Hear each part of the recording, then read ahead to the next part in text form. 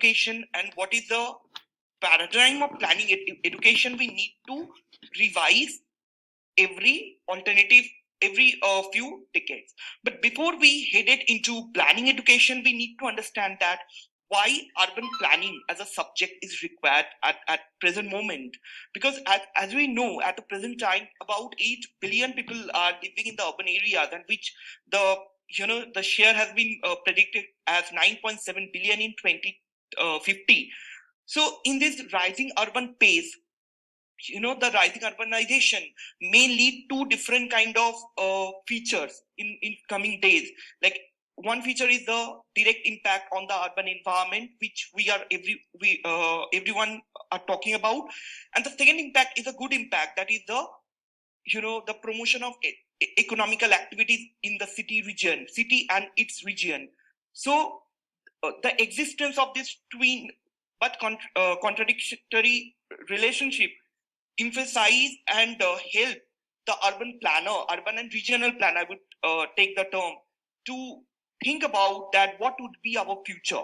So in this way, we can see the data that at present time, one urban planner is there for 75,000 people, and we need at least 3 lakh urban planner in the coming days. But here, I just want to share one of my thought that at the present time, we could not focus on, instead of focus on urban planning, we can use the term as a regional planning, because at the present time, this demarcation between the urban, the peri-urban, the rural area are kind of collating each other. Because whenever we are planning for a master plan zone, we have to give a proper area for future urban growth, and that the future growth might be happen over the region rural area. So it's very important to understand the planning education. So at this present time, and especially after 2020, the pandemic that happened, when the mode of education became kind of online mode, and we have online assessment, online assignment submission, then we realized that planning is all about you have to go the ground reality first, because there are lots of theories out there. There are various kind of concepts out there which have been written in a rhetoric format. But being a planner, either a rural planner or urban planner or regional planner, you have to know the ground reality first. So in that way, in these 2 years, we have faced a lots of issues to go the ground, to conduct the validation survey and all those kind of activities. So why urban planning education matters most? Because urban is a place which constantly changing the human dynamics, because the rural urban migration or the urban migration, and the impact on the urban environment and their association with the urban surrounding is very important to understand that.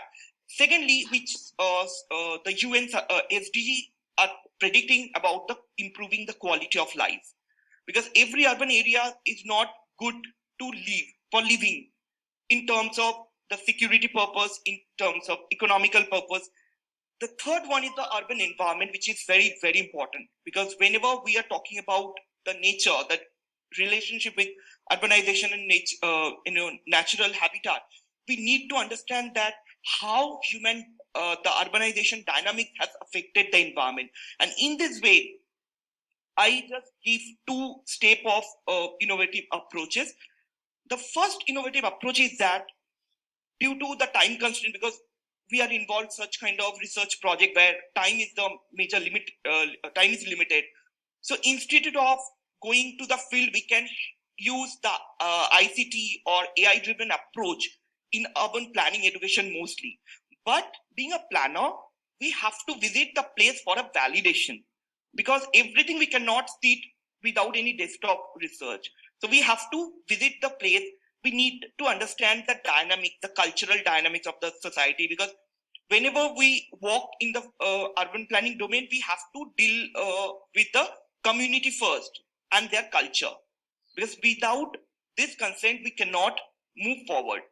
And the second step which I want to proceed is about how this theoretical education might replace with the practical observation, because I have been part of two international studios when I was doing my PhD with IIT Kharagpur, and they have a innovation that you can make a collaboration with foreign universities for that.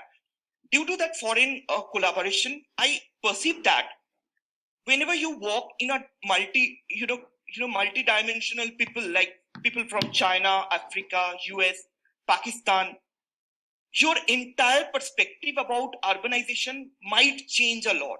Because initially, when I was only working in Indian cities, Indian perspective, my perception was quite different. When I associated with that Columbia studio, with Columbia University students, I realized that being a planner, I need to open up my vision first. Because whenever you walk in India or abroad, it doesn't matter. The matter is that your opinion, your perception first. So I want to highlight it that in planning education, instead of theoretical perspective, if we provide more, studio oriented classes in theoretical classes also, so that would help the students to breach the rhetoric initiations with the ground reality validation, so they could easily understand that.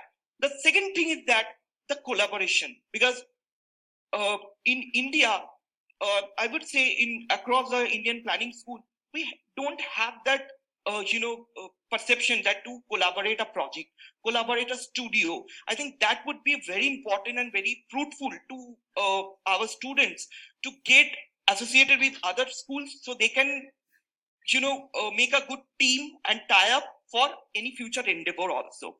So these are a few of my observation, and I'm very new to this field. So if anyone has any suggestion, please give it to me so I can perceive that into my academia growth. So in that way, I just concluding my opinion that what would be the future of the planning education from now?